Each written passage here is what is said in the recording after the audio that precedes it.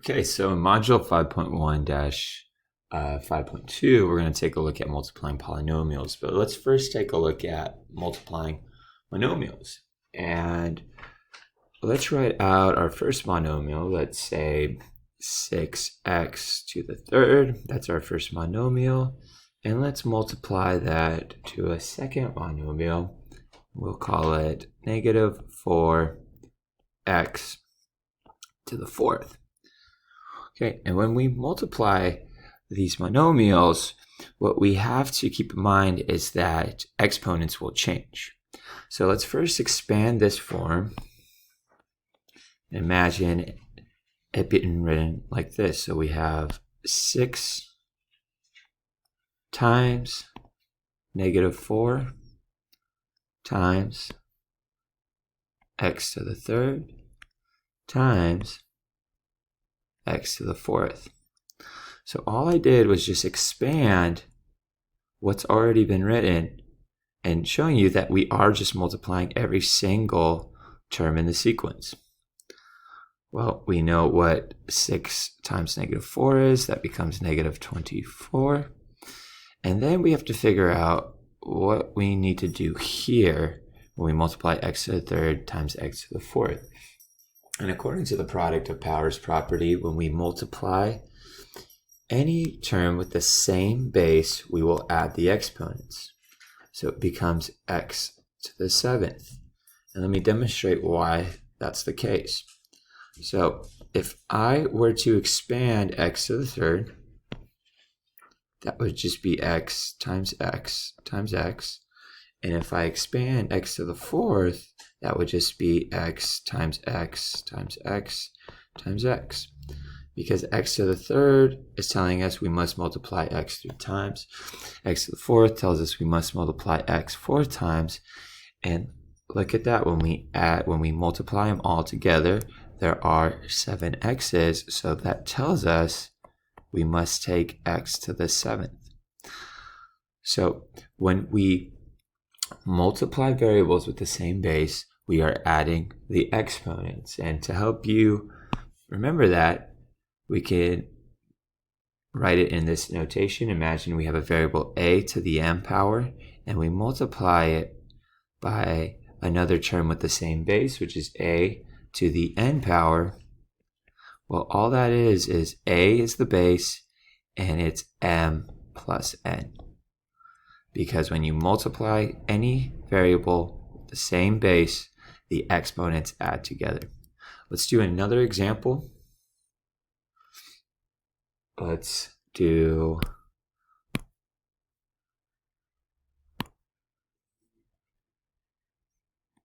5x y squared, and let's multiply that by 7xy. So notice I have 2 different variables, okay?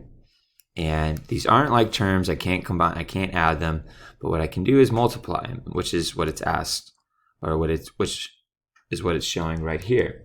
So let's go ahead and expand this just to get an idea of what we need to multiply with each other. So what I want to do is multiply the coefficients, which becomes 5 times 7. I want to multiply my x's, which is just x times x. And I want to multiply my y's, which is y squared times y. Okay. And we know that 5 times 7 is just 35.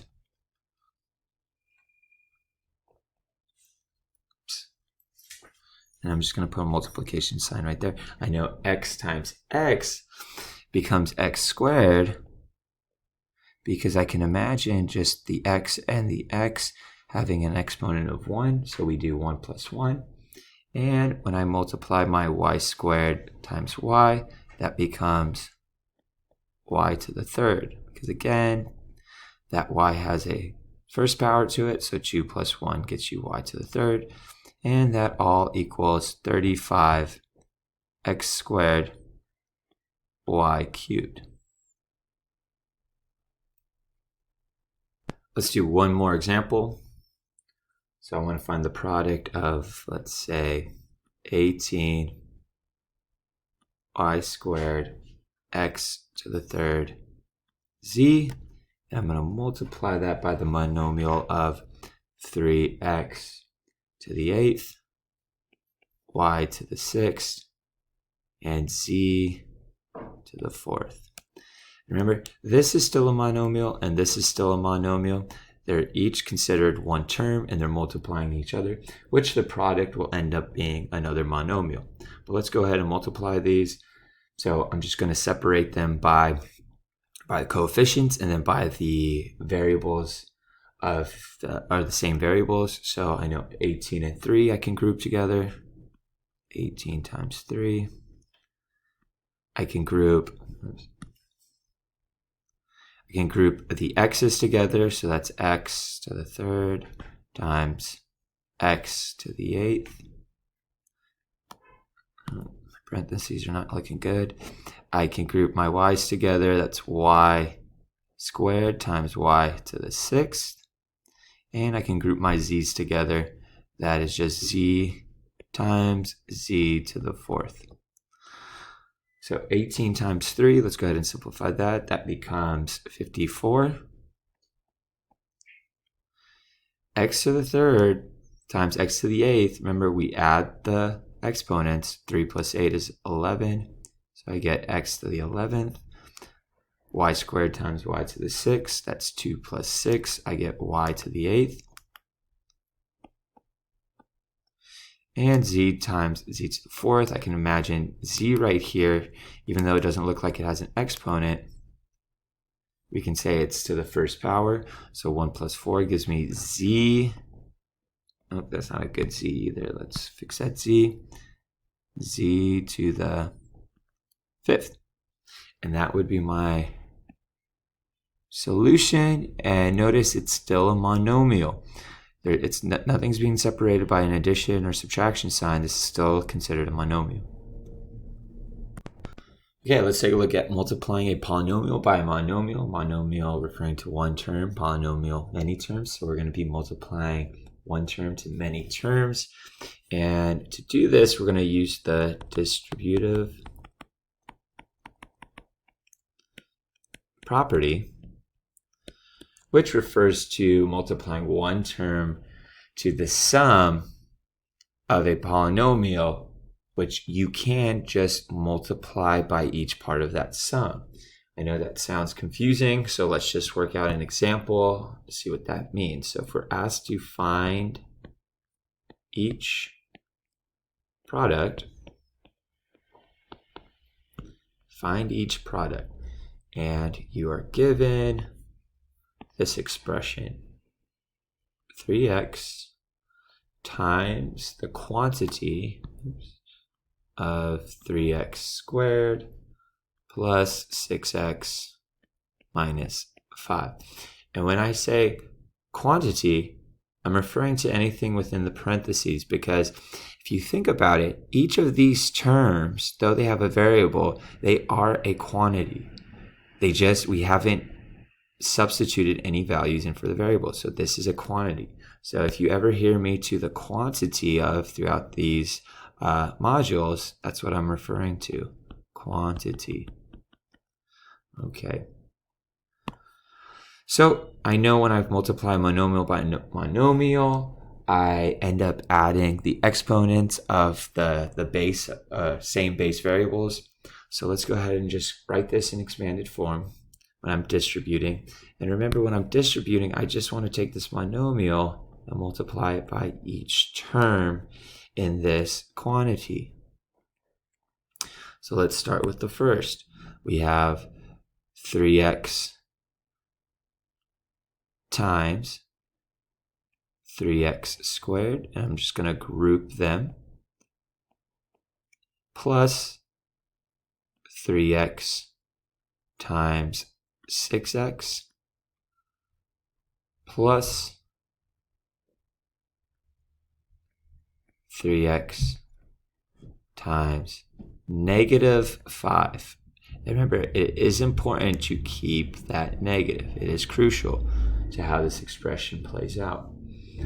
Okay, so I know that 3x times 3x squared, I just multiply the coefficients, so that just becomes 3 times 3.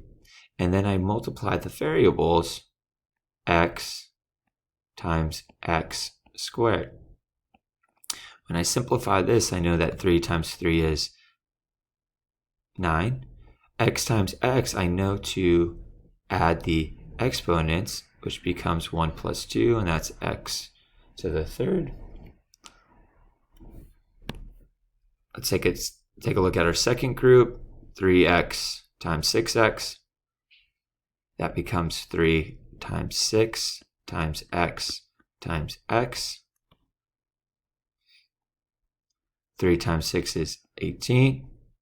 X times x, I can imagine them with the exponent of 1 attached to it. That becomes 1 plus 1, which is x squared. Let me include the plus between it. And for my last group, let's use purple. 3x times negative 5 is just 3 times negative 5 times x. I know 3 times negative 5 is negative 15 times x just becomes x. And one thing to note, I forgot to put these pluses between these groups. It's important to keep them separated by terms. But looking at our final solution, I can't simplify 9x cubed any further, so it just becomes 9x cubed plus 18x squared. And now from here, instead of saying plus negative 15x, I can rewrite it as just minus 15x. And that would be our solution, the product to this expression. Okay, let's take a look at our last example. We're trying to find the product of this expression. It is a monomial multiplying a polynomial.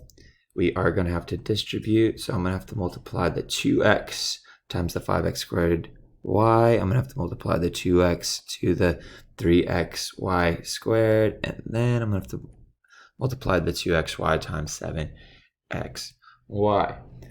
I see that there's two different variables, so I want to be very careful on how I'm multiplying these terms together, and I want to make sure that I'm changing the exponents accordingly. So let's take a look at the first one. I'm just going to rewrite this all in a more grouped form. So 2x, let's go back to white. 2xy is going to multiply the 5x squared y. I'll group that. I'll put a plus sign between each of these terms. Then the 2xy is going to multiply the 3xy squared. And the 2xy is going to multiply the 7xy. So let's just take these a term at a time. Let's start with this first one. I'm going to just expand it and put together what I'm actually multiplying. So it becomes 2 times 5. Then I want to multiply my x's together, so it would be x times x squared, and I'll throw a 1 in the exponent so I know what to add. And then I multiply it with y times y. When I simplify that, that becomes 10. For my x's, that becomes 1 plus 2, which is 3. And for my y's, which I didn't put here, but I'll put there now, they're each to the first power, and 1 plus 1 is 2. So that becomes my simplified first term. Let's go ahead and work the second group. I'll do that in blue. Okay, and I'm just going to expand it, and I'll do my coefficient, so 2 times 3. Then I'll multiply my x's, which is just x times x, and I'll throw the 1 in the exponent. and then I will multiply my y's, which is y times y squared. Throw the 1 up there.